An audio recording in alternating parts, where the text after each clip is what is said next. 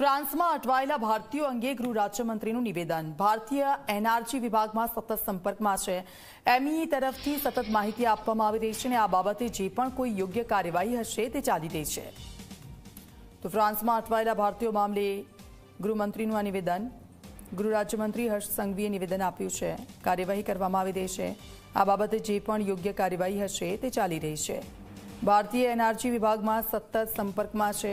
M E તરફથી સતત માહિતી આપવામાં આવી રહી છે।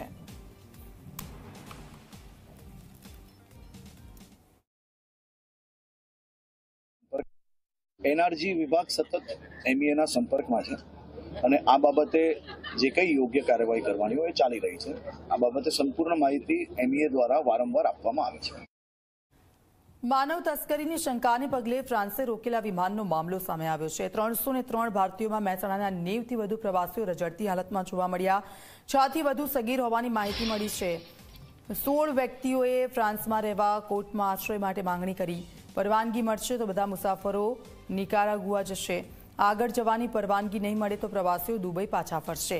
મહત્વનું છે કે મહેસાણા સહિત અનેક જિલ્લાના લોકો ગેરકાયદેસર રીતે અમેરિકામાં ઘૂસવાનો પ્રયાસ કરે છે। આ મામલામાં અનેક વખત લોકોના મોત થયા છે, પરંતુ તેમ છતાં અમેરિકા જવાની ઘેલછા એવી છે કે લોકો ગમે તે ભોગે અમેરિકા જવાનું પસંદ કરે છે।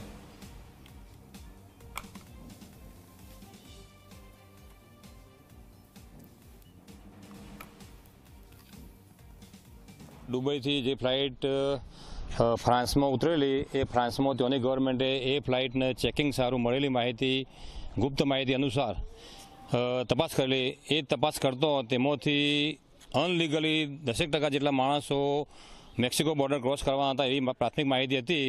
પણ સતત ત્યાંની કોર્ટમાં જે કેસ દાખલ થયેલો એ કેસના અંદાજે આજે એ ફ્લાઇટ 24 કલાકમાં ફ્રાન્સમાંથી બીજા કન્ટ્રીમાં જવા માટેની પરમિશન મળી ગયેલ છે, જેમાં 303 પેસેન્જરો હતા। એ બધા પેસેન્જરો આજે 24 કલાકમાં દેશ છોડી બીજા દેશમાં જવાની તૈયારી કરી રહ્યા છે। એ નિકાગુઆ જાય યા દુબઈ જાય। નિકાગુઆ દેશમાં જો પરમિશન મળશે તો ત્યાં જશે અને ત્યાં પરમિશન નહીં મળે તો દુબઈ પરત ફ્લાઇટ આવશે।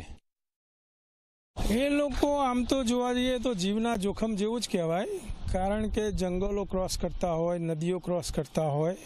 હવે જ્યારે છેક બોર્ડર જોડે પહોંચે ત્યાં આટલી બધી હાડમારી હોતી નથી, પણ શક્યતા છે કે પાણી અને ખાવાની તકલીફ પડે। હવે ત્યાં આગળ કોઈ એવી હોટલ કે એવું કશું હોતું નથી કે જ્યાં એ લોકોને આરામથી સૂવા મળે અને રાહ જોઈને પછી કે ભાઈ બોર્ડર ક્રોસ કરીશું, એવું કશું હોતું નથી। જ્યારે પણ તક મળે એ લોકો બોર્ડર ક્રોસ કરીને પેલી બાજુ જતા રહે છે।